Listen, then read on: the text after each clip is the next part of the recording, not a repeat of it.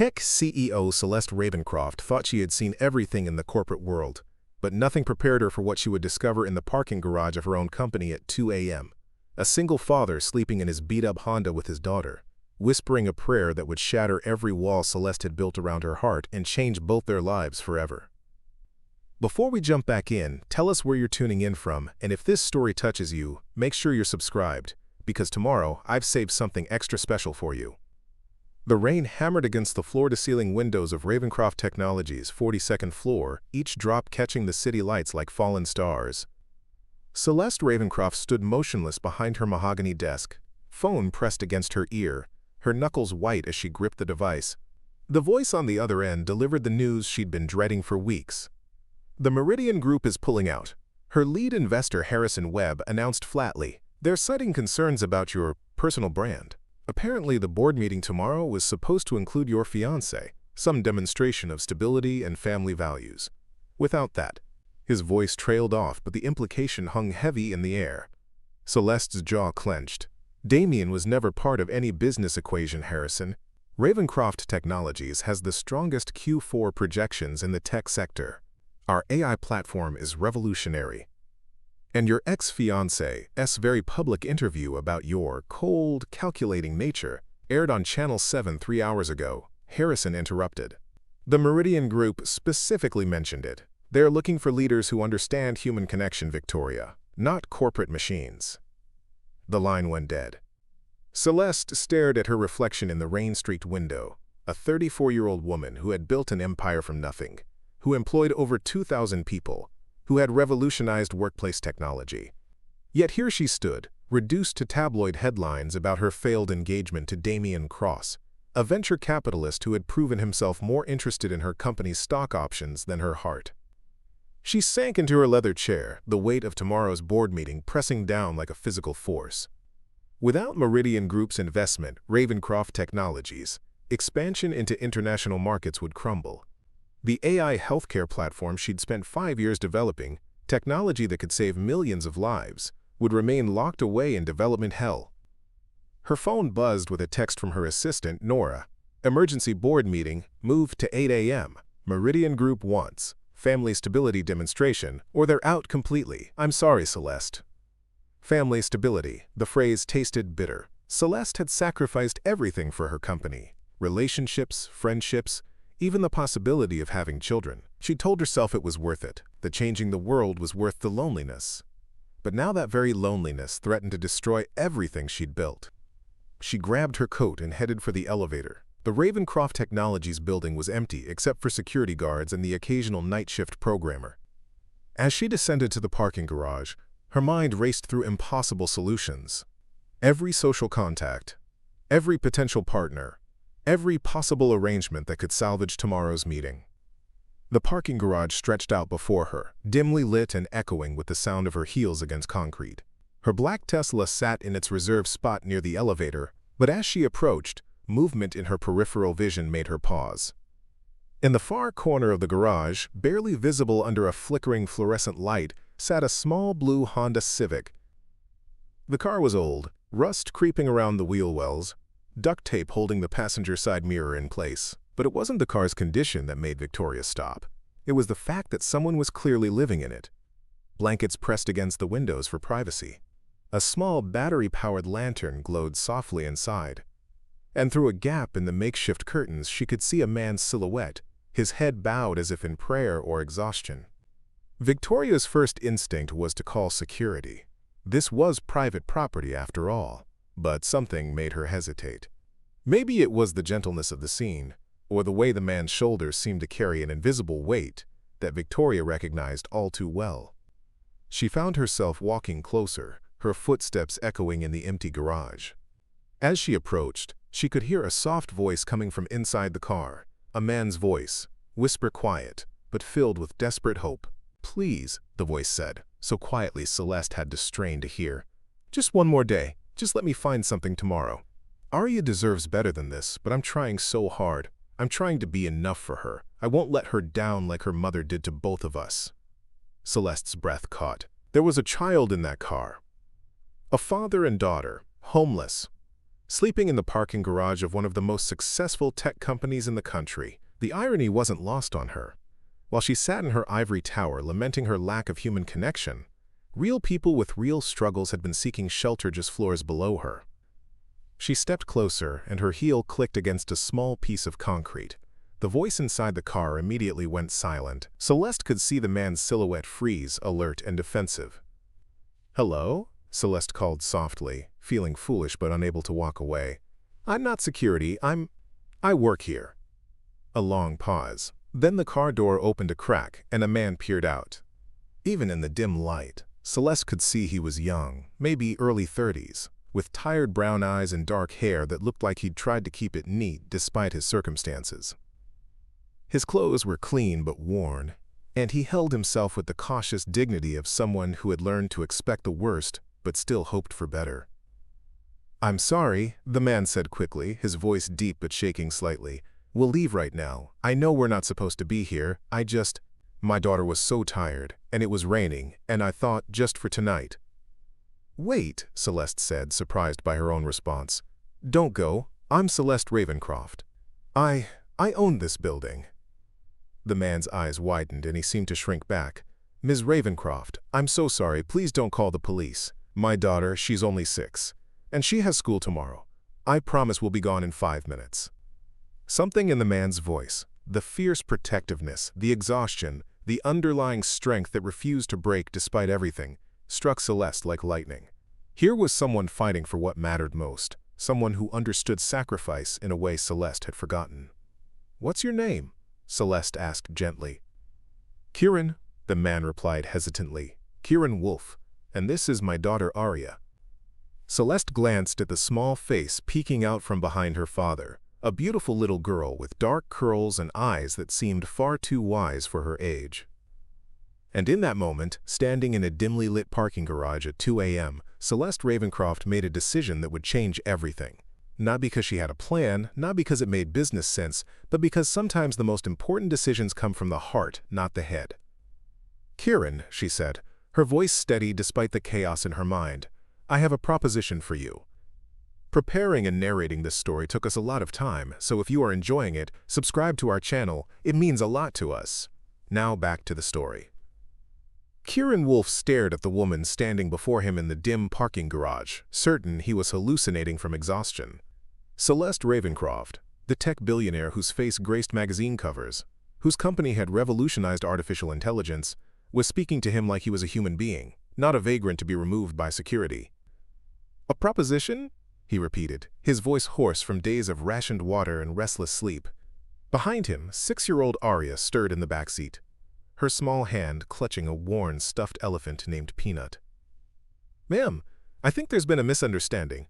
I don't have anything you could possibly want." Celeste studied him in the flickering fluorescent light. Even living in his car, there was something about Kieran that spoke of better days. The way he held himself with quiet dignity, how he'd instinctively moved to shield his daughter the moment he'd heard footsteps. His clothes were wrinkled but clean, his jaw freshly shaved, despite their circumstances. This wasn't a man who'd given up. This was a man who'd been knocked down but refused to stay there. "Actually," she said carefully, "you might have exactly what I need. But first, tell me, how did you end up here?" Kieran's jaw tightened. The last thing he wanted was pity from a billionaire, but something in her tone wasn't condescending. It was genuine curiosity, maybe even concern. "Lost my job 6 weeks ago," he said quietly, glancing back to make sure Arya was still sleeping. "I was a software engineer at Titan Corp. Budget cuts, they said, but really they wanted younger, cheaper developers. 28 years old apparently makes me legacy talent." The bitterness in his voice was unmistakable. He ran a hand through his hair, a nervous habit Celeste noticed. "Used up our savings keeping Arya in school and paying for her asthma medication. Got evicted 3 weeks ago. I've been applying everywhere, but you can't exactly put homeless as your address on job applications." "What about family? Friends?" Celeste asked, though she already suspected the answer. "My parents died in a car crash when Arya was 2. Her mother," Kieran's voice hardened. "Vanessa left us when Arya was diagnosed with asthma. Said she couldn't handle the stress of a sick child. Haven't heard from her since." He looked directly at Celeste. It's just us. Always has been, always will be. Celeste felt something twist in her chest. Here was a man who'd lost everything but hadn't abandoned his daughter. Meanwhile, she'd built an empire but couldn't even maintain a relationship with a grown man who'd supposedly loved her. "Daddy!" Arya's sleepy voice came from the back seat. "Who's the pretty lady?" Kieran immediately softened, turning to comfort his daughter. "It's okay, sweetheart. This is Ms. Ravencroft. She owns the building." Arya peered out with large, dark eyes that reminded Celeste startlingly of her own at that age. Curious but cautious, wise beyond her years. "Are we in trouble?" "No, baby, we're just talking." Celeste crouched down to Arya's eye level, surprising herself. She wasn't used to children, had never really known how to interact with them. "Hi, Arya. That's a beautiful name. And who's your friend?" She nodded toward the stuffed elephant. "This is Peanut," Arya said, holding up the worn toy. "He keeps the scary dreams away. Daddy says elephants are brave and never forget the people they love." Something in those innocent words hit Celeste like a physical blow. Never forget the people they love. When was the last time she'd had someone who truly loved her? When was the last time she'd allowed herself to love someone? She stood up, her decision crystallizing. It was insane. It went against every logical business instinct she'd ever developed. But standing here in this garage, looking at a father who'd sacrifice everything for his child, and a little girl who found courage in a stuffed elephant, Celeste realized that maybe logic wasn't what she needed right now. "Kieran," she said, her voice steadier than she felt, "I need someone to pretend to be my fiancé for a business meeting tomorrow morning. 8 hours, maybe 9 at most. In return, I'll pay you $50,000 and help you find a permanent job." Kieran blinked, certain he'd misheard. "I'm sorry, what?" "My company is about to lose a crucial investment because the board thinks I'm too cold and calculating to lead effectively. They want to see that I understand human connection, that I have someone who genuinely cares about me." She paused, the irony not lost on her. "The problem is I don't." "You want me to lie for you," Kieran said slowly. "I want you to help me save my company, which employs over 2,000 people. The AI platform we're developing could revolutionize healthcare, could save millions of lives.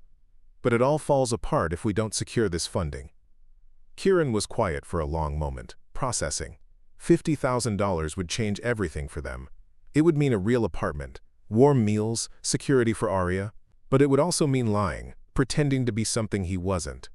"Why me?" he asked finally. "You could hire an actor, someone who actually knows how to play the part." Celeste looked at him, really looked at him. "Because 30 minutes ago, I heard you whispering to God in this car, begging for just one more day to provide for your daughter. Because despite losing everything, you're still here, still fighting for her. Because when I asked who you were, you didn't ask me for money or try to impress me. You just told me the truth."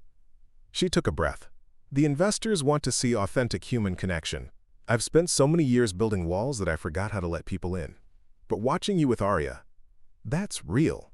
That's what they want to see." "And what happens when they find out it's fake?" "They won't. It's one meeting. We show up, present a united front, get the funding, and you disappear with enough money to start over wherever you want."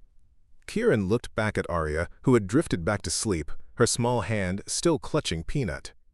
The thought of a warm bed for her, of real food, of not having to worry about where they'd sleep tomorrow night, it was almost too much to hope for. "What would I have to do?" he asked quietly. "Stand beside me, hold my hand, look like you care about me more than my money." Celeste paused. "Can you do that? Can you make them believe you love me?" Kieran studied her face in the dim light. Beneath the polished exterior, he could see something vulnerable, something that reminded him of Arya when she was scared, but trying to be brave. "Ms. Ravencroft," he said slowly, "I've been pretending everything is okay for my daughter for weeks now.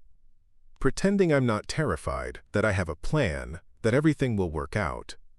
If I can make a 6-year-old believe her daddy has everything under control when we're sleeping in a car, I think I can make some investors believe I care about you." Celeste felt relief flood through her, followed immediately by something she didn't expect, a flutter of nervousness. "There's just one problem," she said. "You'll need to look the part. Tomorrow's board meeting isn't exactly casual attire." Kieran looked down at his wrinkled shirt and worn jeans. "Right. I suppose showing up in the same clothes I've been wearing for 3 days might blow our cover. We'll figure it out. But first, you and Arya need a proper place to sleep tonight. There's a hotel 2 blocks away, the Grandview. I'll get you a suite. Ms. Ravencroft, I can't. Celeste, she interrupted, and yes, you can. If we're going to convince anyone we're engaged, you should probably use my first name. She pulled out her phone. I'm calling the hotel now. As she made the arrangements, Kieran felt something he hadn't experienced in weeks. Hope. Not just the desperate, clinging hope that had kept him going, but real, tangible hope for a future beyond surviving day to day. Celeste, he said when she finished the call, testing her name on his tongue. Thank you, you have no idea what this means. She looked at him, and for a moment the billionaire mask slipped entirely. Actually, she said quietly, I think you might be saving me more than I'm saving you. As they prepared to leave the garage, Arya bundled sleepily in Kieran's arms, Celeste leading them to her Tesla. Neither of them realized that this chance encounter in a parking garage at 2 a.m. was about to change both their lives in ways neither money nor desperation could have predicted. The morning sun streamed through the floor-to-ceiling windows of the Grandview Hotel's penthouse suite as Kieran stood before a mirror, adjusting the tie of a charcoal Armani suit that probably cost more than he'd made in 3 months at his last job. The fabric felt foreign against his skin, too smooth, too perfect, like wearing someone else's life. Daddy, you look like a prince, Arya exclaimed from the massive king-sized bed, where she was bouncing with more energy than he'd seen from her in weeks. A full night's sleep in actual sheets, followed by room service pancakes shaped like elephants, had worked miracles on his daughter's spirit. I feel like I'm playing dress-up, Kieran muttered, tugging at the collar that seemed determined to choke him. 3 hours earlier, Celeste had arrived with a personal stylist named Franco, who had somehow transformed him from a homeless software engineer into someone who could plausibly belong in a boardroom with billionaires. His phone buzzed with a text from Celeste. Car downstairs in 10, remember, confident, caring, completely devoted to me, you've got this. Kieran stared at the message, his stomach twisting with nerves. How was he supposed to convince a room full of sophisticated investors that he was madly in love with a woman he'd met 12 hours ago? A woman who lived in a world so far removed from his own that they might as well be different species. Mr. Wolf? The hotel's babysitter, a kind, older woman named Mrs. Patterson, appeared in the doorway. Miss Arya and I are going to have a wonderful day together. We're planning to visit the aquarium and maybe do some coloring. Arya ran to her father, wrapping her small arms around his legs. Good luck, Daddy. Don't forget to smile. Mommy always said you look handsome when you smile. The mention of Vanessa stung, but Kieran pushed the pain aside. Today wasn't about the past. It was about securing a future for his daughter. He knelt down, straightening Arya's favorite yellow dress, one of the few nice things they'd managed to keep. I'll be back before dinner, okay? Be good for Mrs. Patterson. I will. And Daddy, Peanut says the pretty lady likes you. Elephants know these things. Despite his nerves, Kieran smiled. Well, if Peanut says so, it must be true. The elevator ride to the lobby felt like descending into another world. When the doors opened, Celeste was waiting by the marble fountain, and Kieran's breath caught. She wore a navy blue dress that somehow managed to be both professional and stunning, her dark hair pulled back in an elegant chignon that highlighted the sharp intelligence in her green eyes. She looked every inch the powerful CEO, and suddenly Kieran felt like a fraud in his borrowed clothes. You clean up well, she said, but he caught the slight tremor in her voice. She was nervous too. Thanks to your stylist, I feel like I'm wearing a costume. We both are, in a way. She studied his face with an intensity that made him uncomfortable. Are you ready for this? No, he admitted. But I'll do whatever it takes to convince them. As they walked toward the waiting black sedan, Celeste surprised him by taking his hand. Her fingers were cool and slightly trembling. There's something you should know about the people we're meeting. Harrison Webb, the lead investor, is ruthless. He'll be looking for any crack in our story. And Vivian Ashworth from the Meridian Group. She has a sixth sense for detecting lies. Wonderful. Any other terrifying details I should know? They're going to ask personal questions. How we met, how long we've been together, why we decided to get engaged. I've prepared a basic story, but we need to make it feel natural. They slid into the back seat of the sedan, and Celeste immediately pulled out a tablet. According to our story, we met 6 months ago at a charity gala for children's literacy. You were there as a volunteer, helping set up the tech displays. I was giving a keynote speech about AI and education. Kieran nodded, trying to memorize the details, and we fell in love because you were the first person who challenged my ideas without trying to impress me. You asked thoughtful questions about the ethical implications of AI in schools. I was intrigued by your passion for protecting children's privacy in digital learning environments. That's actually something I would say. I know. I researched your background, remember? Your concerns about data privacy and educational software were mentioned in several of your old LinkedIn posts. Kieran stared at her. You actually read my LinkedIn posts? I told you I'm thorough. A slight blush colored her cheeks. The proposal happened 3 weeks ago. You planned something simple but meaningful, a picnic in Riverside Park where we could watch families with their children. You said you wanted our engagement to be about building a family, not making a statement. And you said yes because? Celeste was quiet for a moment, staring out the window at the city rushing past. Because you made me realize that success means nothing if you have no one to share it with. Something in her tone made Kieran look at her more closely. That's not part of the story, is it? No, she said quietly. That's just the truth. The Ravencroft Technologies building loomed ahead, 42 stories of glass and steel reaching toward the sky like a monument to ambition.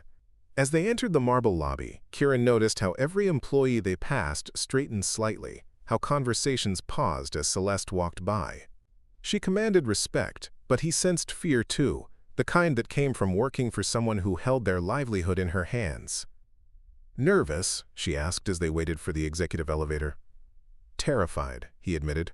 What if I say something wrong? What if they see through this immediately? Celeste turned to face him, her expression serious. Kieran, look at me! He met her eyes, surprised by the warmth he found there. You're not just playing a role today. You're a father who would do anything for his daughter, a man who's faced impossible odds and refused to give up. That strength, that integrity, that's what they need to see. Not some polished performance, just you. The elevator doors opened, and they stepped inside. As they rose toward the executive floor, Kieran felt Celeste's hand slip into his again. This time, her fingers were steadier. One more thing, she said as they approached the 42nd floor. If this gets too overwhelming, if you need a moment, just squeeze my hand twice. I'll create a distraction. Why are you being so kind to me? Celeste considered the question as the elevator slowed. Maybe because kindness is something I forgot how to recognize until I watched you with Arya last night. Or maybe because you're the first person in years who's looked at me and seen someone worth saving. The doors opened to reveal a hallway lined with abstract art and floor-to-ceiling windows overlooking the city. Nora, Celeste's assistant, was waiting with a nervous smile. They're all here, she reported quietly. Mr. Webb, Ms. Ashworth, and 3 other board members. They seem skeptical. Of course they do. Celeste straightened her shoulders, and Kieran watched her transform before his eyes into the formidable CEO he'd read about in business magazines. But when she looked at him, her expression softened. Ready to convince them we're madly in love? Kieran thought about Arya, probably feeding fish at the aquarium right now, her laughter echoing through the halls. He thought about the cramped car they'd called home for 3 weeks, the cold nights when he'd given her his jacket and pretended he wasn't freezing. He thought about the future this charade could provide, a real home, stability, hope. Let's do this, he said, squeezing her hand gently. As they walked toward the boardroom, Kieran caught their reflection in the polished windows. A powerful woman in an expensive dress, and a man in a perfectly tailored suit, their hands intertwined, looking every inch the successful power couple. For a moment he almost believed it himself. But as they reached the boardroom doors, he reminded himself of the truth. This was all pretend. In 8 hours, he'd walk away with enough money to change his life, and Celeste would return to her world of mergers and acquisitions and loneliness disguised as success. What he didn't expect was how much that thought would hurt. The doors opened and 5 pairs of calculating eyes turned toward them. Harrison Webb, a silver-haired man with the predatory smile of someone who made his fortune destroying other people's dreams, stood at the head of a mahogany conference table. "Celeste," he said, his tone coolly professional, "so good to see you, and this must be the mysterious fiancé we've heard so much about." Kieran felt every muscle in his body tense, but Celeste's hand in his remained steady. "Harrison, I'd like you to meet Kieran Wolf." "Kieran, this is Harrison Webb from our investment consortium." As Kieran stepped forward to shake hands with the man who held his daughter's future in his palm, he realized that the next few hours would determine everything. Success meant security for Arya, and salvation for Celeste's company. Failure meant losing the only real chance he'd had in months to build something better. He looked into Harrison Webb's cold eyes and smiled the same smile he gave Arya when she was scared, the one that promised everything would be okay, even when he wasn't sure he believed it himself. "Mr. Webb," he said, his voice steady despite the storm in his chest, "it's a pleasure to meet you." The boardroom fell silent as Harrison Webb's handshake lingered a moment too long, his pale blue eyes studying Kieran with the intensity of a predator sizing up potential prey. Vivian Ashworth, a sharp-featured woman in her 50s, observed from her seat at the polished conference table, her fingers steepled as she watched every micro-expression that crossed Kieran's face. "Please, have a seat." Harrison gestured to two chairs positioned directly across from the investor panel. The setup felt intentionally intimidating, like being interrogated rather than welcomed into a business meeting. As they settled into their seats, Celeste's hand found Kieran's under the table, her touch both seeking and offering reassurance. Through the floor-to-ceiling windows behind the investors, the city sprawled endlessly, a reminder of how high the stakes truly were. "So, Kieran," Vivian began, her voice deceptively casual, "Celeste tells us you're in software development. What's your specialty?" "Educational technology and data privacy," Kieran replied, grateful that Celeste had chosen a backstory close to his actual expertise. "I focus on creating secure learning environments for children, making sure their personal information stays protected while still enabling personalized education." "Admirable," Harrison interjected, though his tone suggested otherwise. "And how exactly does someone in your field end up engaged to one of the most powerful women in tech?" The question was loaded with skepticism, the implication clear. What could a mid-level developer possibly offer someone like Celeste Ravencroft? Kieran felt heat rise in his chest, but before he could respond, Celeste's fingers tightened around his. "Actually," she said, her voice taking on a warmth Kieran had never heard before, "Kieran challenged everything I thought I knew about technology's role in education." She turned to look at him, and for a moment, Kieran forgot they were performing. "At the literacy gala where we met, I was giving the speech about AI revolutionizing classroom learning, very confident, very sure of myself. And then this man in the back row raised his hand," she continued, a small smile playing at her lips. "He asked me if I'd ever considered what happens to a child's sense of wonder when every answer can be provided by an algorithm. He wanted to know if I'd thought about preserving the joy of discovery in learning, not just the efficiency." Kieran found himself leaning into the story, remembering conversations he'd actually had with Arya's teachers about exactly these concerns. "I told her that my daughter once spent an entire afternoon trying to figure out why leaves change color," he said, the words flowing naturally. She could have Googled it in 30 seconds, but instead, she collected leaves, made drawings, asked her teacher, called her grandfather. The learning wasn't just in the answer, it was in the curiosity, the relationships she built seeking that answer. "And what did you say to that, Celeste?" Vivian asked, her sharp gaze softening slightly. "I realized I'd been thinking about education all wrong," Celeste replied, and Kieran was startled by the genuine emotion in her voice. "I'd been so focused on creating systems that I'd forgotten we were talking about children. Real children with real needs for connection and wonder." She looked at Kieran again. "He reminded me that technology should serve humanity, not replace it." The boardroom had grown quieter, the aggressive tension of moments before replaced by something more contemplative. Kieran watched as the investors exchanged glances, clearly intrigued despite themselves. "You have a daughter," this from James Morrison, a younger board member who had remained silent until now. "Yes, Arya, she's 6. Kieran's voice softened automatically at the mention of his daughter. "She's the reason I do what I do. Every piece of software I design, every privacy protocol I implement, I think about her using these systems someday. I want technology to make her world better, not more complicated. That's fascinating, Vivian said, and Kieran sensed her skepticism beginning to crack. And Celeste, how has this perspective influenced your work at Ravencroft Technologies? Celeste was quiet for a moment, and when she spoke, Kieran heard something raw and honest in her voice. Kieran has taught me that innovation without empathy is just clever manipulation. Our AI healthcare platform that we're seeking funding for, it's not just about faster diagnoses or more efficient patient processing. It's about giving doctors more time to actually connect with their patients, more bandwidth to provide comfort along with treatment. She paused, seeming to gather her thoughts. Before Kieran, I would have sold this technology based on its ability to reduce costs and increase throughput. Now I understand that its real value lies in preserving the human moments that matter most. A doctor's reassuring touch, a nurse's patient explanation, the time to really listen to someone's fears. Harrison leaned back in his chair, his expression unreadable. That's a lovely sentiment, but investors care about returns, not feelings. Do they? Kieran found himself speaking before he'd consciously decided to, because every study on employee satisfaction, customer loyalty, and long-term growth shows that companies prioritizing human connection consistently outperform those focused solely on efficiency. He pulled out his phone, quickly navigating to a bookmark he'd saved months ago during his job search.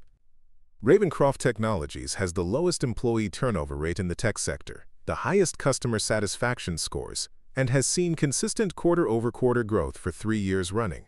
That's not coincidence. That's the result of leadership that understands people aren't just resources to be optimized. The room fell silent. Kieran realized he'd just lectured some of the most powerful investors in the country about business strategy, and for a terrifying moment, he was certain he'd blown everything. Then Vivian Ashworth smiled. Really smiled, not the polite corporate expression she'd worn earlier. Mr. Wolf, have you ever considered a career in corporate consulting? Kieran began, but Celeste's squeeze of his hand stopped him. Kieran prefers hands-on development work, she said smoothly. He says consulting feels too removed from the actual impact. He wants to write code that directly touches lives. Like your daughters, James observed. Exactly. Kieran's voice grew stronger. When Arya uses educational software, I want to know that the person who built it was thinking about her as a real child with real dreams, not just as a data point in a user demographic. And how does she feel about your engagement to Celeste? Vivian asked suddenly, and Kieran felt his stomach drop. They hadn't prepared for this question. But as he thought about Arya's bright smile that morning, her innocent comment about Celeste being pretty, her intuitive trust in people's goodness, the answer came naturally. She's excited, he said simply. Arya has this theory that elephants, they're her favorite animal, that elephants can sense when people have good hearts. She told me this morning that her stuffed elephant Peanut approves of Celeste because elephants know these things. A genuine laugh escaped from James Morrison. The wisdom of children. She's usually right, Kieran admitted. Arya has this way of seeing straight through to what matters about people. When she likes someone, it's because they're genuinely kind, not because they're trying to impress her. And she likes Celeste? Harrison pressed. Kieran looked at the woman beside him, the woman who had transformed his life in 12 hours, who had seen him at his lowest point and offered dignity instead of pity, who was trusting him with everything she'd built. She adores her, he said, and realized with a start that it wasn't entirely a lie. Celeste has this way of listening to Arya like her thoughts really matter. Most adults talk to children like they're amusing pets. Celeste talks to her like she's a person. Because she is a person, Celeste said quietly, a remarkable one. When Kieran talks about her, you can see everything he's fighting for, everything he hopes to build. It's impossible not to love someone who loves their child that fiercely. The words hung in the air, and Kieran felt something shift between them, something that had nothing to do with their performance and everything to do with the truth neither of them had been willing to acknowledge. Harrison cleared his throat, breaking the moment. Well, this has been illuminating. Shall we move on to the technical presentation? As Celeste launched into her prepared remarks about market projections and competitive advantages, Kieran found himself studying her profile, watching how her eyes lit up when she talked about the potential impact of their healthcare AI. For the first time, he wasn't thinking about the money or the job opportunity, or even about Arya's future. He was thinking about how it felt to be truly seen by someone, and how terrifying it was to realize that their fake engagement was starting to feel like the most real relationship he'd ever had. The technical presentation had concluded with enthusiastic nods from the investor panel, and the formal meeting was winding down. As Harrison Webb shuffled his papers and Vivian Ashworth made notes on her tablet, Kieran felt a cautious optimism blooming in his chest. They had pulled it off. The investors seemed convinced. The deal looked solid, and he hadn't catastrophically embarrassed himself or ruined Celeste's company. "Before we adjourn," Harrison announced, standing and straightening his silver tie, "I'd like to invite everyone to join us for lunch in the executive dining room. Nothing formal, just an opportunity to continue our conversation in a more relaxed setting." Kieran's stomach clenched. More time meant more opportunities for their carefully constructed story to unravel. But Celeste nodded graciously, her public mask firmly in place. "Of course, we'd be delighted." As the group filtered out of the boardroom, Kieran found himself walking beside James Morrison, the youngest member of the investment team. James had been quietly observant throughout the meeting, asking fewer questions but watching everything with sharp, intelligent eyes. "You know," James said conversationally as they moved down the hallway, "I've been in a lot of these meetings over the years. Seen plenty of corporate leaders parade their personal lives in front of investors, trying to prove they're well-rounded human beings instead of profit-driven machines." Kieran's pulse quickened. "Oh?" "Usually it's pretty obvious when someone's putting on a show. The rehearsed anecdotes, the perfectly timed displays of affection, the way they talk about their relationships like items on a resume." James glanced at him sideways. "But watching you and Celeste in there, that was different." They entered the elegant dining room, where floor-to-ceiling windows overlooked the city, and a mahogany table was set with fine china and crystal glasses. As they took their seats, Kieran noticed he was positioned directly across from an elderly woman he hadn't seen before, someone who clearly commanded respect, despite not having spoken a word during the morning's proceedings. "Kieran," Celeste said, her voice carrying a note of nervousness he'd never heard before, "I'd like you to meet Evelyn Ravencroft, my grandmother and the founder of Ravencroft Technologies." The pieces clicked into place immediately. This was the woman who had built the empire from nothing, who had handed the reins to Celeste but clearly still wielded enormous influence. Evelyn Ravencroft was a legend in the tech world, a brilliant innovator who had pioneered early computer interfaces in the 1970s when women were barely tolerated in engineering circles. "Mrs. Ravencroft," Kieran said, standing to offer his hand, "it's an honor to meet you." Evelyn studied him with pale blue eyes that seemed to see straight through him. She was perhaps 80, her silver hair pulled back in an elegant chignon, wearing a simple but expensive navy dress. When she spoke, her voice carried the authority of someone accustomed to being the smartest person in any room. "Please, sit," she said, her tone neither warm nor cold. "I apologize for missing the formal presentation. At my age, I find board meetings tedious. But I always make it a point to meet the important people in my granddaughter's life." As lunch was served, some kind of elaborate salmon dish that probably cost more than Kieran used to spend on groceries in a week, the conversation flowed around topics of technology, market trends, and industry gossip. Kieran tried to contribute when appropriate, but mostly he found himself observing the dynamics at play. Harrison and Vivian clearly deferred to Evelyn despite her lack of official title. Celeste, so commanding in every other context, seemed almost childlike, seeking her grandmother's approval. And Evelyn herself, she watched everything with the patient attention of someone who had learned to read people like open books. "So Kieran," Evelyn said during a lull in conversation, her fork pausing halfway to her mouth, "tell me about your family, your parents, your background." It was a simple question, but Kieran sensed layers beneath it. "My parents died in a car accident when my daughter was very young," he said honestly. "They were good people. My father was a high school math teacher. My mother worked at the local library. They taught me that character matters more than status, that how you treat people when no one's watching says everything about who you really are." "And your daughter's mother?" The question hit like a physical blow, but Kieran kept his expression steady. "She left us, decided she couldn't handle the responsibility of a child with health issues." "I see." Evelyn's expression didn't change, but something flickered in her eyes. "That must have been difficult." "It was the best thing that could have happened to us," Kieran said, surprising himself with the vehemence in his voice. "Arya deserves someone who chooses her every single day, not someone who stays out of obligation. She deserves to be someone's first priority, not their burden." Across the table, he caught Celeste watching him with an unreadable expression. There was something vulnerable in her eyes. Something that made him wonder about her own experiences with people who were supposed to love her unconditionally. "And how does Arya feel about sharing you with someone like Celeste?" Evelyn asked, a woman with enormous demands on her time and attention. This was dangerous territory. They hadn't discussed how to handle questions about blending their supposed lives. But as Kieran thought about his daughter's genuine enthusiasm that morning, the words came naturally. "Arya doesn't see Celeste as competition for my attention," he said slowly.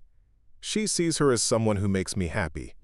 And Arya has this incredible capacity for love. She believes there's always room for one more person in our family." "Your family?" Kieran felt heat rise in his cheeks. "I mean the situation we're building together." But Evelyn was studying him with renewed interest. "No, I think you meant exactly what you said. Family isn't just blood relations, is it? It's the people who choose each other, who show up for each other when things get difficult." She turned her attention to Celeste. "And how do you feel about becoming an instant mother figure to a 6-year-old? That's quite an adjustment for someone who's spent her entire adult life focused on building a business empire." Celeste set down her fork, and for a moment Kieran saw past the polished exterior to something raw and uncertain underneath. "Honestly, it terrifies me," she admitted.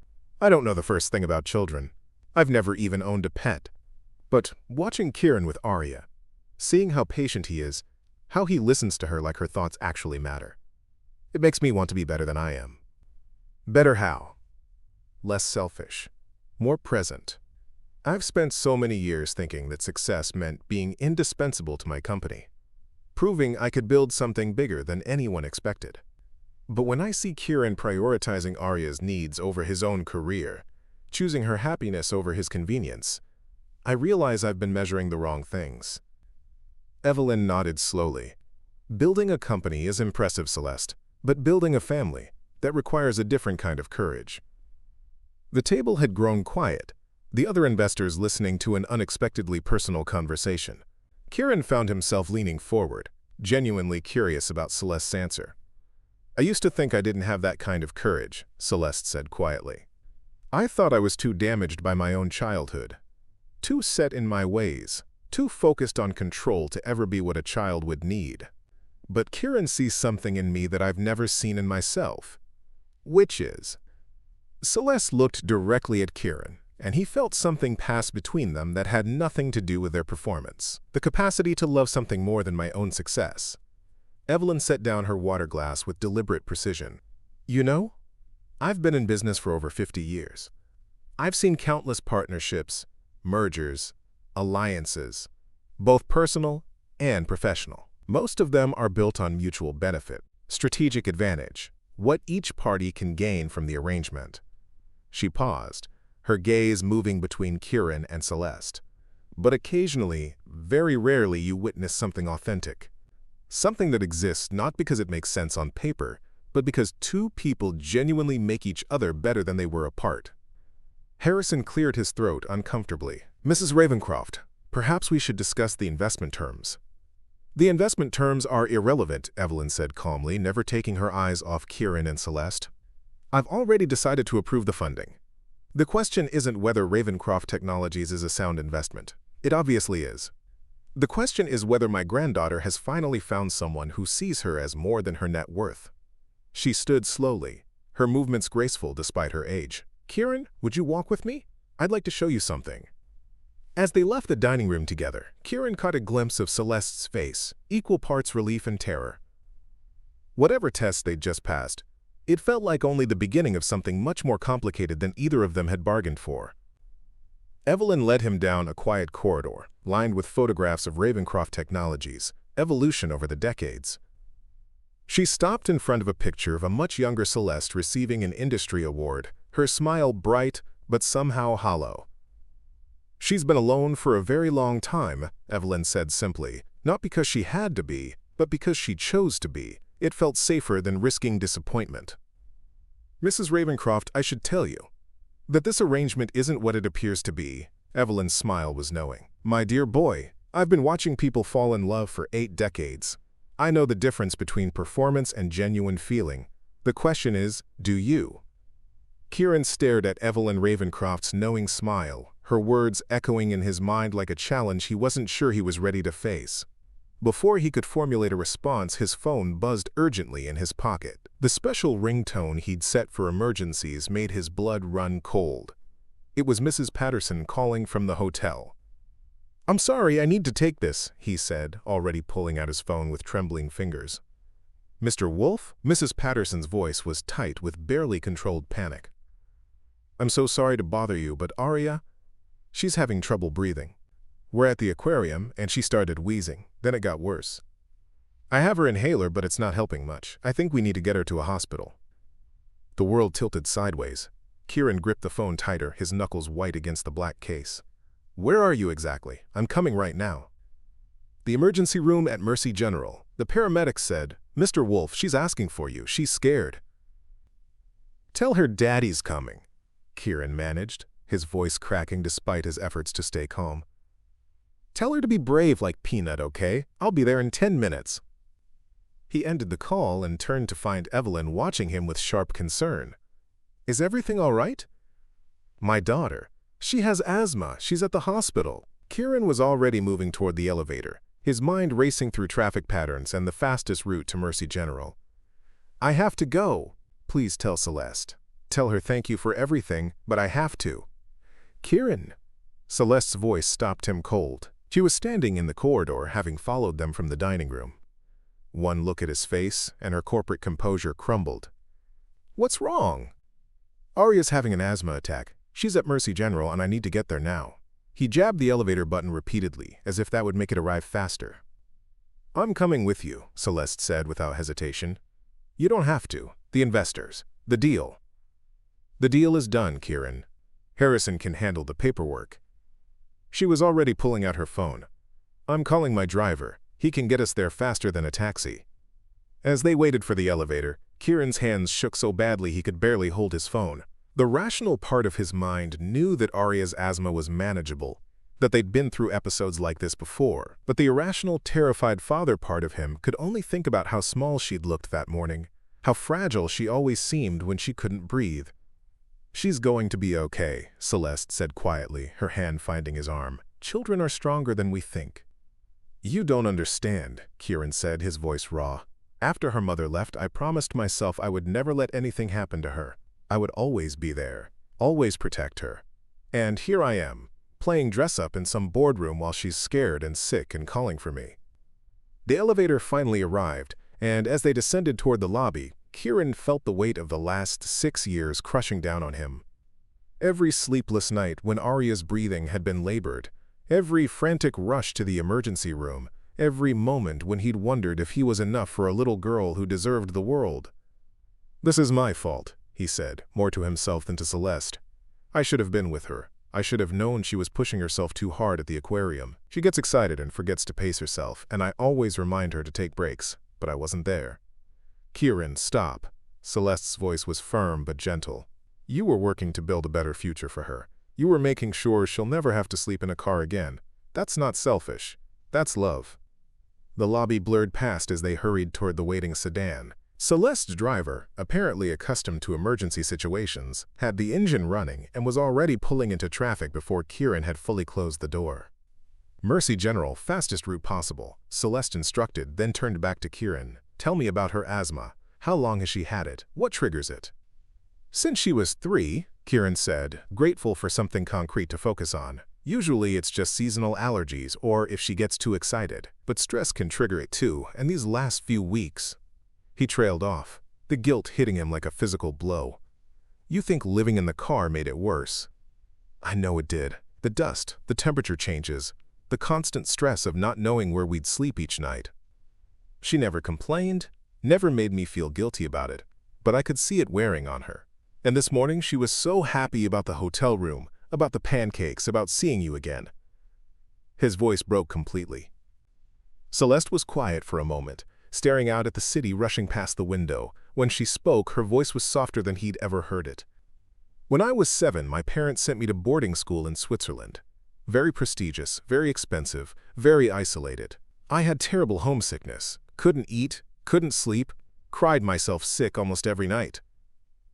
She looked down at her hands. "But every time I called home, I pretended everything was wonderful. I didn't want them to think I was weak or ungrateful for the opportunity they were giving me." Celeste. My point is, children are incredibly good at protecting the adults they love. Arya wasn't hiding her struggles to make you feel guilty. She was hiding them because she could see how hard you were fighting for both of you, and she wanted to be brave enough to match your courage. The car pulled up to the emergency room entrance, and Kieran was out the door before it had fully stopped. The automatic doors whooshed open, and he was immediately hit with the familiar smell of antiseptic and fear that seemed to permeate every hospital he'd ever been in. "Arya Wolf," he said to the reception desk, trying to keep his voice steady. 6 years old, brought in with an asthma attack. "Room 3, the nurse said kindly. "Through those doors, turn right." Kieran practically ran down the hallway, Celeste close behind him. Through the window of room 3, he could see his daughter sitting on the hospital bed, an oxygen mask covering half her small face. Mrs. Patterson was beside her, holding Peanut and speaking in soothing tones. The moment Arya saw him through the glass, her eyes lit up with relief, and she reached out with both arms. Kieran pushed through the door and was beside her in 2 strides, gathering her carefully into his arms and feeling the tension in his chest ease as her breathing settled against his shoulder. "Hey, baby girl," he whispered, stroking her hair. "Daddy's here now. How are you feeling?" "Better," she said, her voice muffled by the oxygen mask but stronger than he'd expected. "Mrs. Patterson called the ambulance and they gave me this special breathing treatment. The doctor says I'm going to be fine. I'm so sorry I wasn't with you. I'm so sorry you were scared." "I wasn't that scared," Arya said, pulling back to look at him with those wise eyes that always seemed too old for her face. "I knew you would come. You always come when I need you." Over Arya's head, Kieran saw Celeste standing in the doorway, her face pale but composed. She looked completely out of place in the sterile hospital room with her expensive dress and designer heels, but she hadn't hesitated to come. "Miss Celeste!" Arya said, noticing her for the first time. "You came too." "Of course I did," Celeste said, stepping closer to the bed. "I was worried about you." "How are you feeling, sweetheart?" "Much better. The doctor says I can go home soon, but I have to use this breathing thing for a little while longer." Arya held up the small nebulizer the nurse had given her. "Want to see how it works?" As Arya demonstrated her breathing treatment with the enthusiasm only a 6-year-old could muster from medical equipment, Kieran watched Celeste's face transform. Gone was the calculating CEO, the polished businesswoman, the woman who commanded boardrooms and built empires. In her place was someone softer, more vulnerable, someone who was learning what it meant to care about a child. "Mr. Wolf?" A doctor appeared in the doorway, reviewing a chart. "I'm Dr. Martinez. Arya's doing much better, but I'd like to discuss her ongoing treatment plan with you." As they stepped into the hallway for privacy, Dr. Martinez explained that Arya's asthma had indeed worsened due to environmental stressors, but with proper management and a stable living situation, there was no reason she couldn't live a completely normal life. "The key is consistency," Dr. Martinez said. "Regular checkups, keeping her rescue inhaler with her always, and minimizing stress triggers. Children with asthma do much better when they have a predictable routine and a stable home environment." When they returned to the room, Kieran found Celeste sitting beside Arya's bed, listening intently as his daughter explained the complex social dynamics of elephant herds and why Peanut was such a good judge of character. "Elephants never forget the people they love," Arya was saying seriously, "and they protect their families no matter what. That's why I knew you were nice, Miss Celeste." Peanut could tell. "Well, if Peanut approves, then I must be doing something right," Celeste said with a smile that reached her eyes for the first time since Kieran had known her. Looking at them together, his daughter explaining the world with the confidence of someone who'd never doubted she was loved, and Celeste listening like every word mattered, Kieran felt something shift fundamentally in his chest. This wasn't about money anymore, or job opportunities, or elaborate charades to fool investors. This was about family, real family. The kind that showed up in hospital emergency rooms and held your hand when you were scared and chose each other over and over again, even when it didn't make logical sense. And as he watched Celeste gently adjust Arya's blanket and promised to visit again soon, Kieran realized with a mixture of terror and hope that their fake engagement had become the most real thing in his life. "Yakin," 3 days after Arya's hospital visit, Kieran sat in the living room of the furnished apartment Celeste had arranged for them in downtown Seattle, watching his daughter color at the coffee table while cartoons played softly in the background. The two-bedroom space was modest by Celeste's standards, but felt like a palace after weeks in the Honda. Real beds, a fully stocked kitchen, toys that Celeste had somehow procured within hours of their discharge from the hospital. The Meridian Group funding had come through that very afternoon, accompanied by a contract for Kieran to join Ravencroft Technologies as Senior Director of Ethical AI Development, a position that apparently hadn't existed until Evelyn Ravencroft decided it should. The salary was more than he'd ever imagined earning, with benefits that included comprehensive healthcare coverage for Arya's asthma treatment. Everything had worked out perfectly, almost too perfectly. His phone buzzed with a text from Celeste. "Board celebration dinner tonight. Formal attire required. Car picks you up at 7. Kieran stared at the message, unease growing in his chest. For 3 days, their interactions had been polite but distant. Celeste checking on Arya's recovery, handling the logistics of their new living situation, maintaining the professional boundaries that made sense now that their charade was complete. The desperate intimacy of the hospital room seemed like something from another lifetime.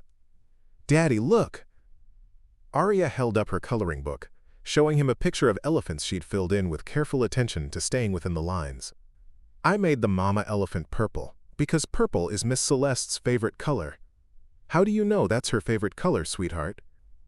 "She was wearing a purple bracelet at the hospital, and purple earrings, and she had a purple pen in her purse. When ladies like something, they have lots of it." Arya spoke with the unshakable confidence of a 6-year-old who had the world figured out. Kieran smiled despite his growing anxiety. "That's very observant of you." "Are we going to see Miss Celeste tonight?" "Yes, at a work party. A celebration because her company got the money they needed." "Because you helped her?" The innocent question hit harder than it should have. "Something like that." Arya set down her crayons and climbed onto the couch beside him, cuddling against his side with the easy affection that never failed to ground him. "Daddy, are you and Miss Celeste going to get married for real?" Kieran's breath caught. "What do you mean, for real?" "Mrs. Patterson told me that sometimes grown-ups pretend to like each other for work reasons, but then they realize they really do like each other." Arya looked up at him with those two wise eyes. "Is that what happened with you and Miss Celeste?" The question hung in the air like a challenge Kieran wasn't ready to face. How could he explain to his 6-year-old daughter that their entire relationship with Celeste had been built on desperation and mutual need? That the woman who had shown them such kindness was essentially a stranger who had paid him to play a role? But even as he struggled to find the words, images flashed through his mind. Celeste's genuine tears when Arya was struggling to breathe. The way she'd listened to his daughter's elephant theories like they contained the secrets of the universe. How she'd sat beside the hospital bed for hours without complaint despite having just closed the biggest deal of her career. "I think," he said carefully, "sometimes adults make things more complicated than they need to be." "Because you're scared?" "Yeah, baby. Because we're scared." Arya nodded sagely. "Peanut says being scared is okay as long as you're brave anyway." At 7 o'clock sharp, a black sedan pulled up outside their building. Kieran had managed to locate the Armani suit from their original charade, though it felt different now. Less like a costume and more like armor he wasn't sure he needed anymore. The drive to the restaurant passed in silence, the city lights blurring past the window as Kieran's mind raced through everything that had brought him to this moment. 6 months ago, he'd been a successful software engineer with a comfortable life and a promising future. 6 weeks ago, he'd been sleeping in a car with his daughter, whispering desperate prayers into the darkness. 3 days ago, he'd been a man willing to fake an engagement for money. Now, he wasn't sure what he was. The restaurant was the kind of place Kieran had only seen in movies. Floor-to-ceiling windows overlooking Elliott Bay, servers who moved like dancers, prices that probably exceeded his former monthly rent. He found the Ravencroft Technologies table easily enough, recognizing Harrison Webb's silver hair and Vivian Ashworth's sharp profile. And there was Celeste, wearing a midnight blue dress that seemed to capture starlight, her hair swept up to reveal the elegant line of her neck. She was laughing at something James Morrison had said, but when she saw Kieran approaching, her expression shifted to something more guarded. "Kieran," she said, standing to greet him with the kind of polite kiss on the cheek that meant absolutely nothing. "How's Arya feeling?" "Much better. She's excited about starting school next week." He took the empty seat beside her, hyper-aware of the subtle distance she maintained. The dinner proceeded with the usual business small talk, market projections, competitor analysis, strategic partnerships. Kieran contributed when appropriate, but mostly he found himself studying Celeste's profile, watching for some sign of the woman who had held his hand in a hospital corridor and promised his daughter she would visit again soon. "So, Kieran," Harrison said during a lull in conversation, "now that the Meridian deal is finalized, when are we going to hear wedding plans?" Celeste's been notoriously private about the details. The question hit the table like a stone dropped into still water. Kieran felt every eye turned toward him, waiting for an answer he didn't have. "We're still discussing timing," Celeste said smoothly, but Kieran caught the slight tremor in her voice. "Well, don't wait too long," Vivian added with a smile. "At our age, we've learned not to postpone happiness." "Speaking of which," James interjected, pulling out his phone, "I have something that might interest you both. My assistant managed to get some photos from the hospital the other day. Apparently there was a photographer there for some charity event."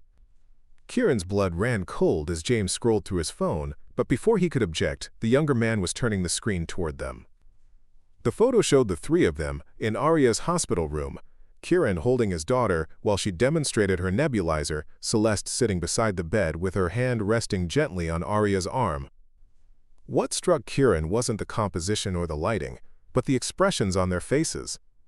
There was nothing performative about the image, nothing calculated or staged.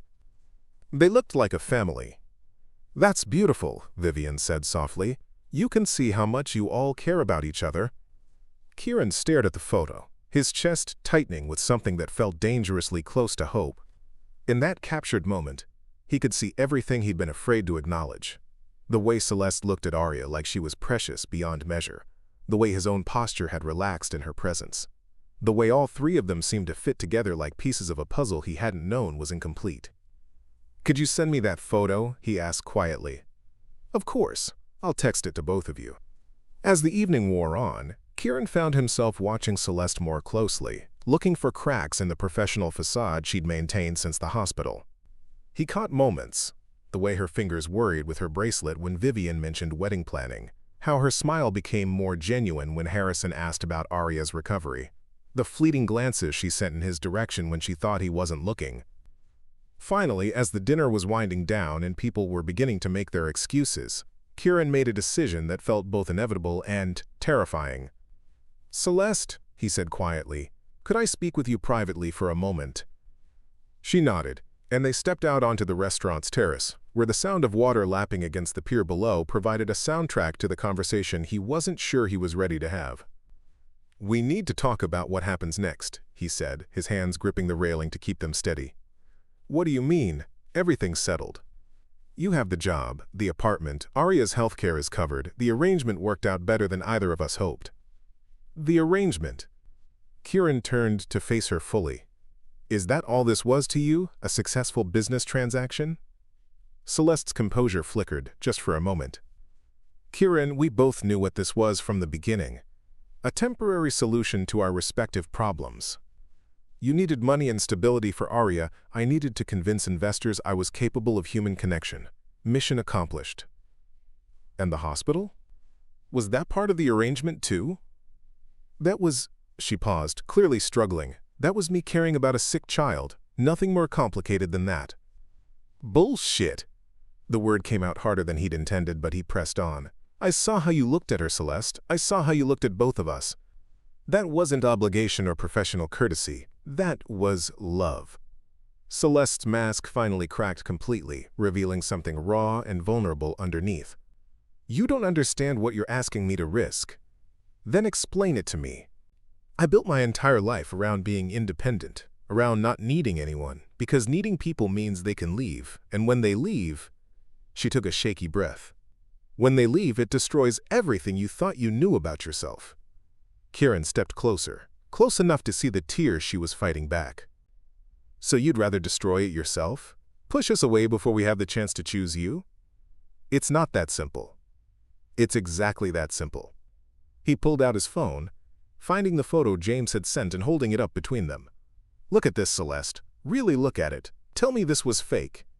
Tell me what you felt sitting in that hospital room was just part of some elaborate performance. She stared at the image for a long moment, her breathing shallow and quick. When she finally spoke, her voice was barely above a whisper. I can't tell you that, because it would be a lie. Then why are we pretending this is over? Why are we acting like strangers when we could be? Because I don't know how to be what you and Arya need. The words burst out of her like something she'd been holding back too long. I don't know how to be a partner, or a mother figure, or anything other than what I've always been. What if I try and fail? What if I hurt her? What if I hurt you? Kieran reached for her hands, and this time she didn't pull away. What if you don't? What if you're exactly what we need? And we're exactly what you need? And the only thing standing in our way is fear.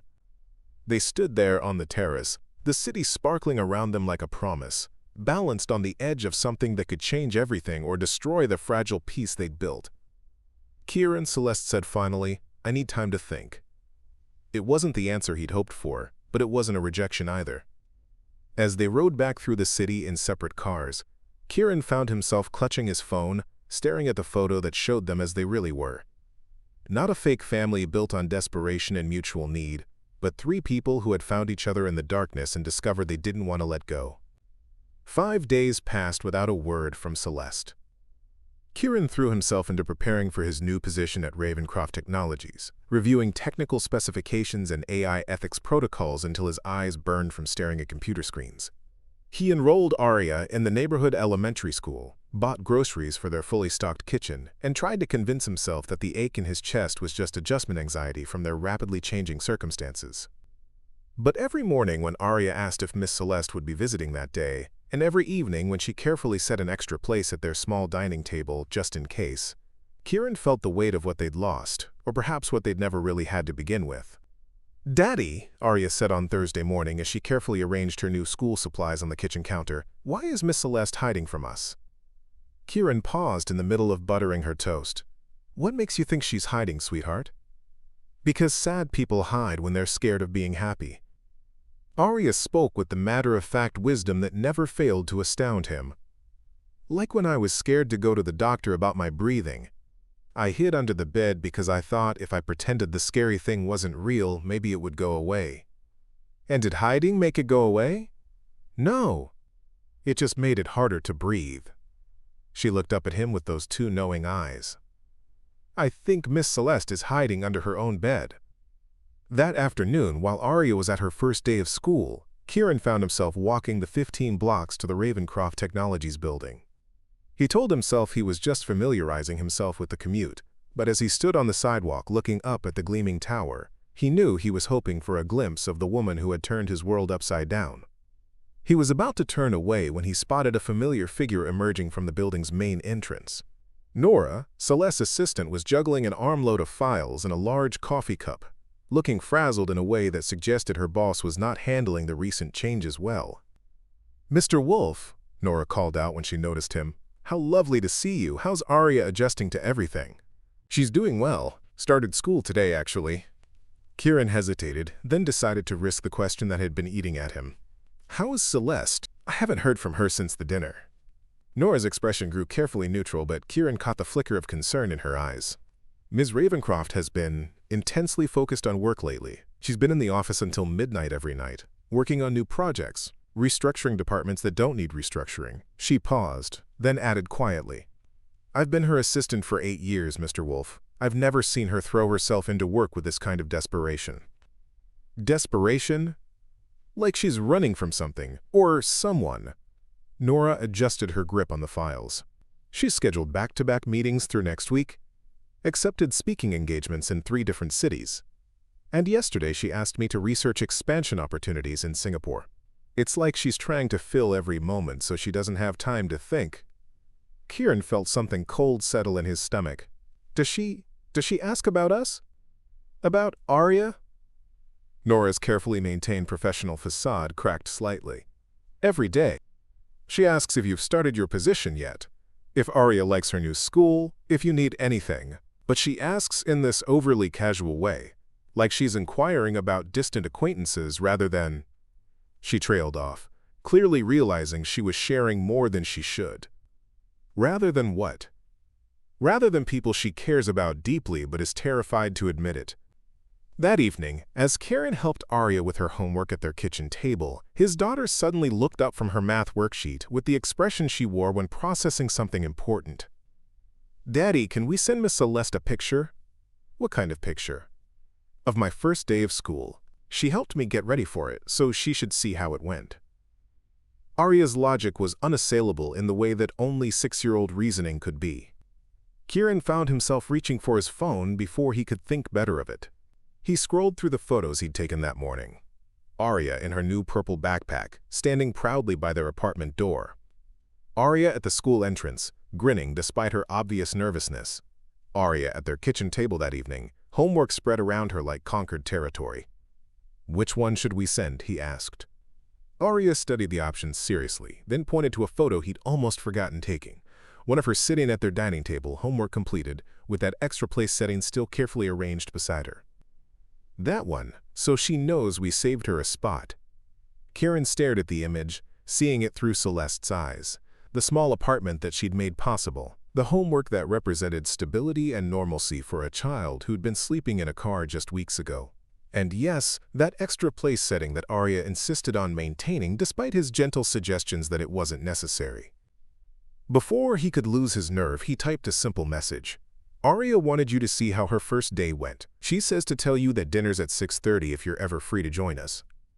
He sent the photo and immediately regretted it. Too presumptuous, too desperate, too much like a man who was willing to use his daughter's innocent affection to manipulate a woman who had clearly made her choice. His phone buzzed almost immediately. "She looks so happy. Thank you for sharing this with me." Then, after a long pause, another message. "Please tell her I think she's the bravest girl I know." Kieran stared at the words, reading layers of meaning into the careful distance of her response. She cared. That much was obvious. But caring and being willing to act on that caring were two very different things. "She wants to know if you'll come see her school play next month." He typed back, then deleted it. Too much pressure. "We miss you," he wrote, then deleted that too honest. Finally, he settled on, "She misses you." This time there was no response.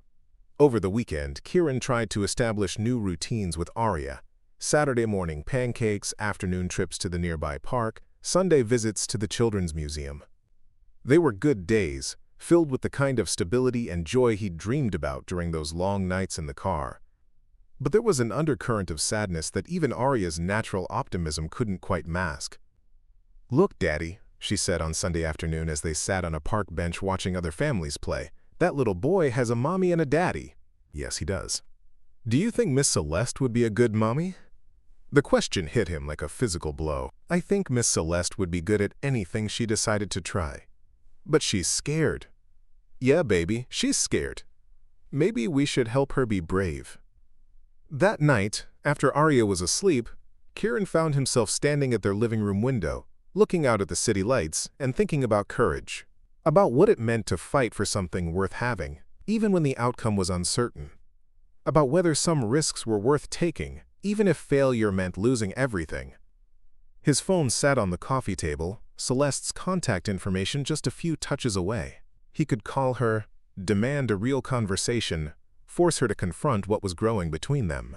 Or he could respect her need for space, trust that if their connection was real, she would find her way back to them when she was ready. But as he thought about Arya's quiet hope, her daily questions about when Miss Celeste would visit, the extra place setting that appeared at their table every evening like a prayer made manifest, Kieran realized that some things were too important to leave to chance. He picked up his phone and dialed. The call went straight to voicemail, but he wasn't surprised. Celeste was probably working late again, using the familiar demands of her business empire to avoid the unfamiliar territory of her own heart. "Hi, it's me," he said after the beep. "I know you need time to think, and I'm trying to respect that, but I need you to know something. What we have, what the three of us have together, it's not going anywhere. Arya sets a place for you at dinner every night, not because I tell her to, but because she believes you're part of our family now. And I..." He paused, gathering courage. I believe it too. He took a breath, staring out at the city where somewhere, in a glass tower filled with the markers of her success, a woman was probably listening to this message and trying to decide between fear and hope. Take all the time you need, he continued. But know that when you're ready to stop running from what this could be, we'll be here, both of us. Because some things are worth fighting for, Celeste. And you're worth fighting for. He ended the call and set the phone aside, knowing he'd done everything he could. The rest was up to her. In her office, 42 floors above the city, Celeste played the message 3 times, before finally setting her phone down and returning to the merger documents that couldn't fill the ache in her chest, no matter how hard she tried to let them. Celeste had been staring at the same line of code for 20 minutes when Evelyn Ravencroft appeared in her office doorway at 11:47 p.m. on a Tuesday night. Her grandmother moved with the quiet authority of someone who had never needed to announce her presence to command attention, settling into the leather chair across from Celeste's desk, as if late-night visits to discuss personal matters were perfectly normal. "You look terrible," Evelyn said without preamble, studying her granddaughter's appearance with the clinical assessment of someone who had survived 8 decades by reading people accurately.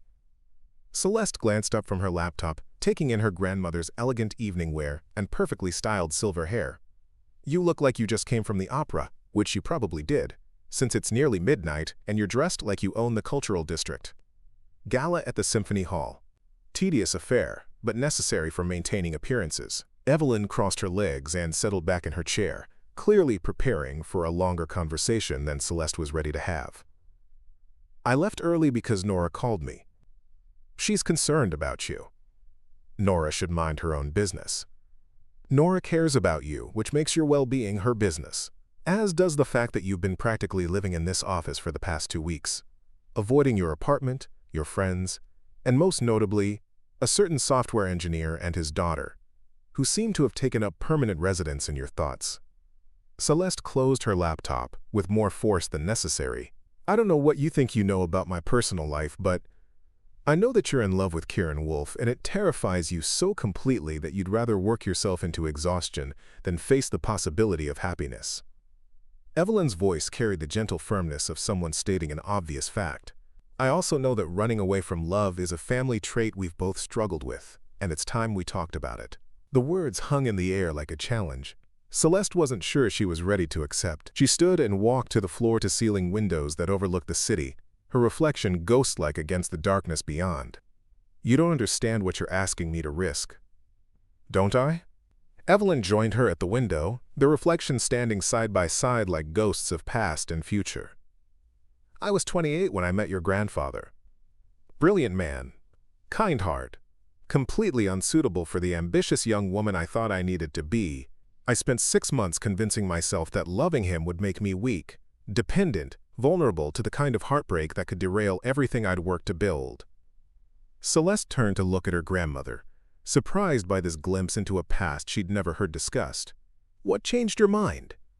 "He stopped chasing me, stopped calling, stopped showing up at my office with flowers and elaborate speeches about why we belonged together. For 2 weeks, nothing. Complete silence." Evelyn's smile was soft with memory. "I told myself I was relieved. I threw myself into work, just like you're doing now. Convinced myself I was better off alone. But you weren't. I was miserable, absolutely devastatingly miserable. And finally, I realized that being alone by choice felt completely different than being alone because I was too afraid to choose love." Evelyn reached out and gently touched Celeste's arm. "Fear is a terrible foundation for any decision, my dear, but it's an especially poor foundation for decisions about love." Through the window, the city sprawled endlessly, millions of people navigating their own complicated relationships with risk and reward, fear and hope.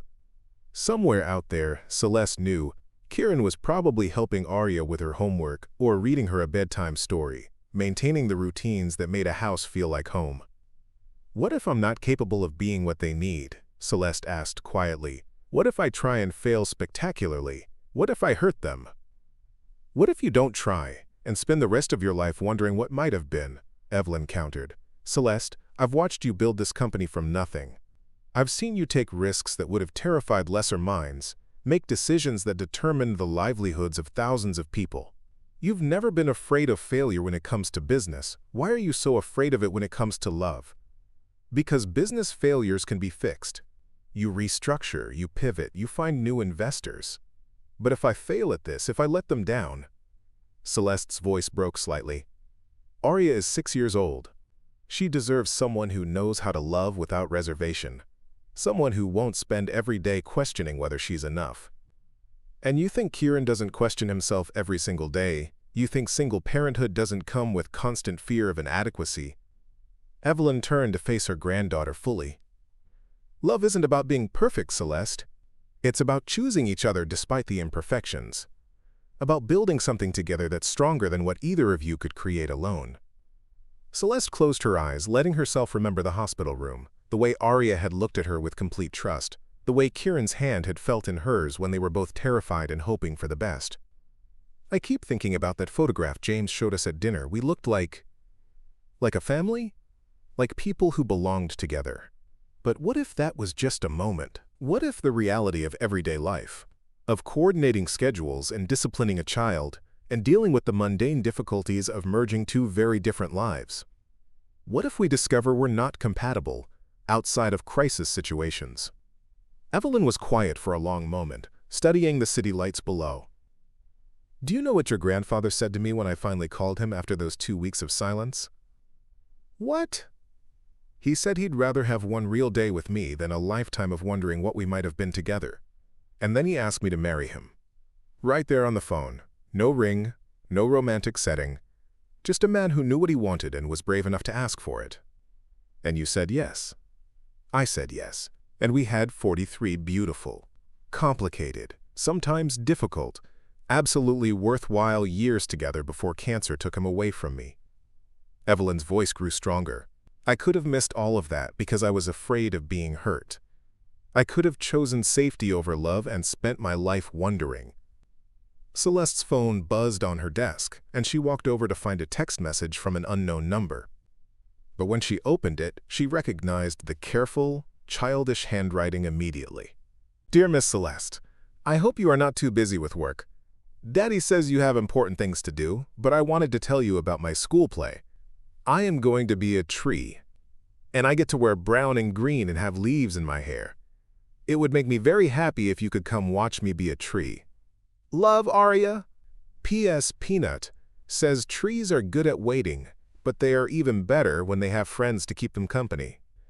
The message was accompanied by a photo of Arya's hand-drawn invitation, complete with crayon drawings of elephants and trees and what appeared to be 3 stick figures holding hands under a rainbow.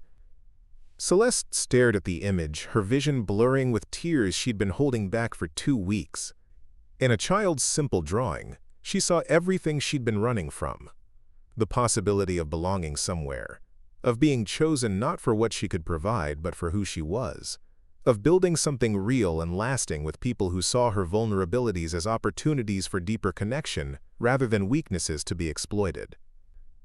You know what the most remarkable thing about children is? Evelyn asked, reading over her shoulder. They love without strategy. They don't calculate the risks or weigh the potential for disappointment. They just choose love and trust that it will be enough. She drew us as a family, Celeste whispered, tracing the stick figures with her finger. Because that's how she sees you, how they both see you. Evelyn moved to stand beside her granddaughter. The question is, how do you see yourself? Celeste set the phone down and walked back to the window, but this time when she looked out at the city, she wasn't seeing an endless sprawl of strangers navigating their own lives. She was seeing a specific apartment 15 blocks away, where a man who had risked everything for love was probably tucking his daughter into bed, where an extra place setting waited at a kitchen table like a daily act of faith. I'm terrified, she admitted. Good, that means it matters. What if I don't know how to be a mother figure to Arya? What if I'm too set in my ways, too selfish, too damaged by my own childhood to give her what she needs? Then you learn, you ask for help. You make mistakes and apologize and try again. Evelyn's voice was gentle but firm. Celeste, parenthood isn't about being perfect. It's about showing up consistently, about putting someone else's needs before your own, about loving someone enough to keep trying even when you feel like you're failing. And if Kieran and I can't make it work, if we discover that our connection was just circumstantial, built on desperation and mutual need rather than genuine compatibility, then you'll have tried. You'll have chosen love over fear, which is always the braver choice. Evelyn picked up her purse, preparing to leave. But I don't think that's what will happen. I've been watching people fall in love for 8 decades, remember? I know the difference between convenience and connection. As her grandmother reached the door, Celeste called out, "What if I'm too late? What if I've already lost my chance?" Evelyn turned back with a smile that held decades of hard-won wisdom. "My dear girl, love doesn't work on deadlines, it works on choices. And as long as you're both still breathing, you still have the opportunity to choose each other." After Evelyn left, Celeste sat alone in her office, staring at Arya's drawing and thinking about courage. About what it meant to risk everything for the possibility of something real. About whether the fear of heartbreak was worth sacrificing the potential for joy. She picked up her phone and scrolled to Kieran's contact information, her finger hovering over the call button. Outside, the city continued its restless rhythm.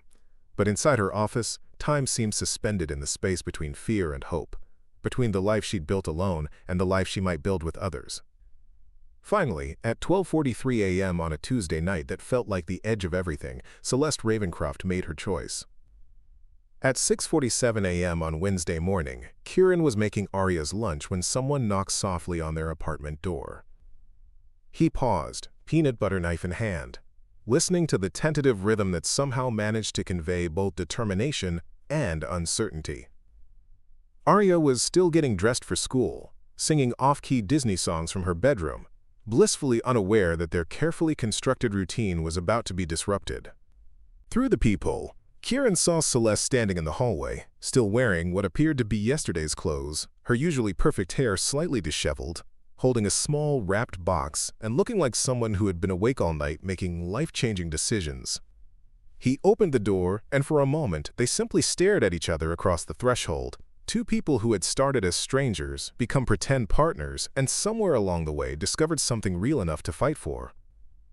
"Hi," she said quietly, her voice rough with exhaustion and emotion. "Hi yourself." Kieran stepped back, wordlessly inviting her inside. "You look like you haven't slept." "I haven't. I've been thinking, and driving around the city, and thinking some more." She held up the wrapped box. "I brought something for Arya, for her school play." Before Kieran could respond, the sound of rapid footsteps announced Arya's approach. She appeared in the kitchen doorway wearing her school uniform and the biggest smile Kieran had seen from her in 2 weeks. "Miss Celeste!" Arya launched herself forward without hesitation, wrapping her arms around Celeste's waist with the complete trust that only children possessed. "You came back! I knew you would. Peanut said you were just scared but that you'd remember where home was." Celeste knelt down to Arya's level, her composure finally cracking as she returned the embrace. "I'm sorry I stayed away so long, sweetheart. I was being very silly." "It's okay. Daddy says sometimes grown-ups need time to figure out their feelings. But I'm glad you figured them out." Arya pulled back to study Celeste's face with serious 6-year-old intensity. "Are you happy now?" "I'm getting there," Celeste said, glancing up at Kieran. "But I have some important things to say to both of you first." They settled around the kitchen table, the same table where Arya had faithfully set an extra place every evening, where homework was completed and dreams were shared over simple meals. Celeste placed the wrapped box in front of Arya, but didn't release it immediately. "First," she said, her voice steadier now, "I need to apologize. I made a promise to visit you, and then I disappeared without explanation. That wasn't fair to either of you, and I'm sorry." Kieran reached across the table, covering her hand with his. "You don't need to." "Yes, I do." Celeste looked at him, then back at Arya. "I was scared.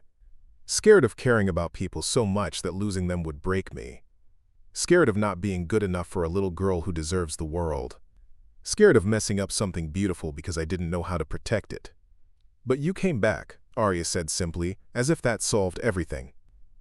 "I came back because I realized something important. Being scared of losing you was making me lose you anyway, and that seemed like the silliest thing in the world. Celeste smiled through tears she no longer tried to hide. Your daddy taught me that some things are worth fighting for, even when you're terrified. She slid the wrapped box toward Arya. This is for your school play. I know you're going to be the most magnificent tree anyone has ever seen. Arya tore through the wrapping paper with the enthusiasm of a child on Christmas morning, revealing a delicate silver bracelet with small elephant charms. But these weren't ordinary elephants. Each one was unique, crafted with tiny details that caught the morning light. They're a family, Arya breathed, examining each charm carefully. There's a mama elephant, and a daddy elephant, and a baby elephant. And they're all holding trunks, like they're holding hands.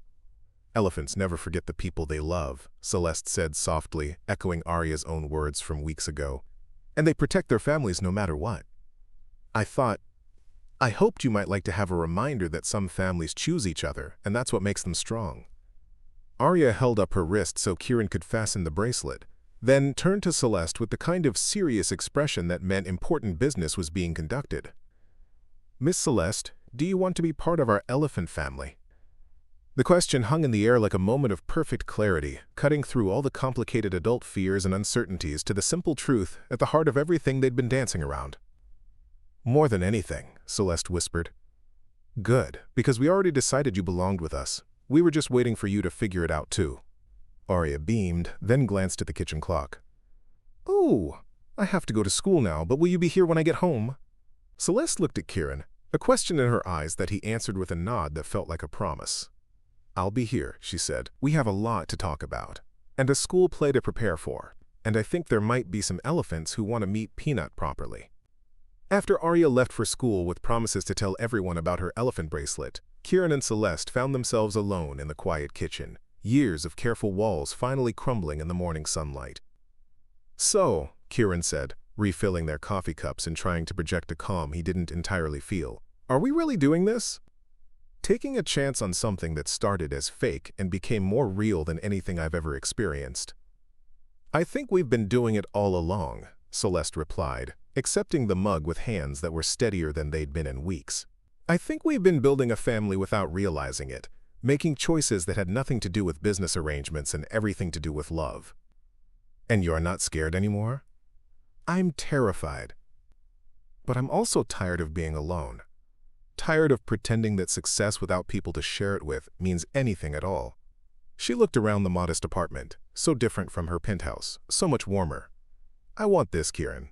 I want morning coffee and homework supervision and bedtime stories. I want to argue about whose turn it is to do dishes, and worry about parent-teacher conferences, and learn how to braid a little girl's hair. It's not glamorous, Kieran warned. Real life with a 6-year-old involves a lot of cartoon soundtracks and negotiations about vegetables, and explaining why we can't adopt every stray animal we encounter. I know I want all of it. The beautiful parts and the challenging parts and the perfectly ordinary parts that make up a life worth living. Celeste reached for his hands across the table. I want to be the person Arya already thinks I am, and the partner you deserve, and the mother I never thought I was brave enough to become. Kieran studied her face, seeing past the expensive clothes and polished exterior to the woman who had sat in a hospital room holding his daughter's hand, who had listened to elephant theories like they contained the secrets of the universe, who had chosen them when she could have chosen safety. There's something I need to tell you, he said quietly. That first night, in the parking garage, when you found us sleeping in the car, I wasn't just desperate for money or a job. I was desperate for someone to see us as worth saving. Not as a charity case or a problem to be solved, but as people who mattered. You did matter. You both mattered immediately. And now? Celeste stood up, moving around the table to stand directly in front of him. When she spoke, her voice carried the certainty of someone who had finally stopped running from her own heart. Now you're my family. The family I chose and the family that chose me back. The family that taught me the difference between being successful and being happy. She cupped his face in her hands. I love you, Kieran Wolf. I love your daughter and your integrity and the way you fight for what matters. I love the life we're building together, one ordinary morning at a time. When he kissed her, it felt like coming home and starting an adventure, all at the same time. It felt like the end of a long journey and the beginning of something infinitely better than either of them had dared to hope for. 3 weeks later, Celeste sat in the front row of Arya's elementary school auditorium, wearing jeans and a simple sweater, holding Kieran's hand and watching a 6-year-old girl dressed as a tree deliver her 3 lines with the confidence of someone who knew she was loved unconditionally. "That's our tree," she whispered to Kieran, the word "our" feeling as natural as breathing. "Best tree in the forest," he agreed, squeezing her hand. After the performance, as Arya ran toward them with arms full of artificial leaves and a smile bright enough to light the world, Celeste realized that this was what happiness looked like. Not the polished perfection she'd once pursued, but the beautiful mess of real life shared with people who saw her clearly and chose her anyway. "Did you see me?" Arya asked, launching herself into their waiting arms. "Did you see how still I stood? Mrs. Johnson said I was the best tree she's ever seen." "You were magnificent," Celeste said, meaning every word. "Absolutely magnificent." As they walked out of the school together, 3 people who had found each other in the darkness and decided to build something beautiful in the light, Celeste felt the last of her fears fall away like autumn leaves, making room for new growth. Some stories begin with desperation and end with hope. Some begin with pretense and end with truth. But the best stories, Celeste thought as Arya chattered about her performance and Kieran planned their celebration dinner, begin with strangers and end with family. And this story, their story, was just beginning. Up next, you've got 2 more standout stories right on your screen. If this one hits the mark, you won't want to pass these up. Just click and check them out. And don't forget to like, subscribe, and turn on the notification bell so you don't miss any upload from us.